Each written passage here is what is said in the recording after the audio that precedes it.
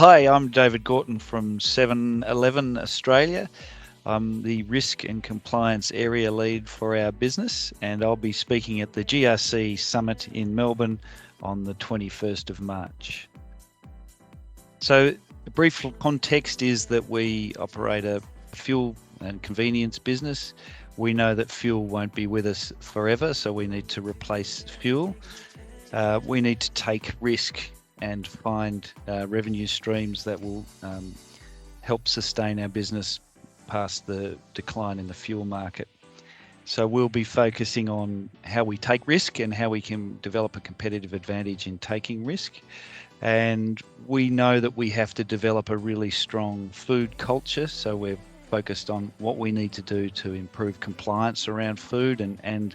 strengthen the culture and make 7-Eleven a destination place for food. And finally, like many other businesses, we'll be focused on addressing the cyber and privacy risks associated with digital platforms that we're expanding. In order to make that transition, we need to successfully transition our business to a group of stores offering a consistent, great food experience. The learnings that we've taken through many years of working with franchises is that in order to develop a culture of compliance that we need to deliver the food opportunity that we have, is that we need to, rather than focus on the behaviours and actions that people have been taking, we need to focus on the belief, because we have a structured sort of thought process led by our chairman, where he describes how the belief equals the attitude equals the behaviour, and the behaviour equals the culture. Generally, what we're doing as a business is focusing on getting a consistent language and style of reporting to the board across all of the business, driven by what we call a so what model, so that it's a clear call out of the things that they need to know. To have a consistent, concise call out of the issues that they need to be aware of, the board also needs comfort that we're addressing all of the matters that sit within our permit. And so that requires us to have a very strong risk framework in place and a clear articulation of our risk appetite, and the clear definition of when we will escalate matters to the board and when we won't. We've achieved all of that,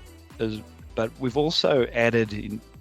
a clarity around how we communicate our business case risks. So we have a significant focus on how we're taking risks, as I mentioned before,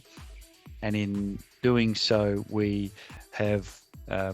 defined a risk-taking playbook, which is a consistent structure of how you assess risk for opportunities, how you price the risk and return to enable us to compare different opportunities. And in doing so with a consistent, robust structure, we feel that the board is less focused on prosecuting the thought processes around the risk within the business and more focused on, or more confident in the inputs into the papers, and they can then focus on making decisions around what risks they're willing to accept and not willing to accept, rather than having to prosecute whether or not all the risks have been correctly articulated in the papers. So we find that clarity of presentation and of thought means that the board have articulated that they're very happy with the way we're progressing in this space, but it means that they can focus on talking about the risks and how they sit within a portfolio, rather than challenging each business case separately.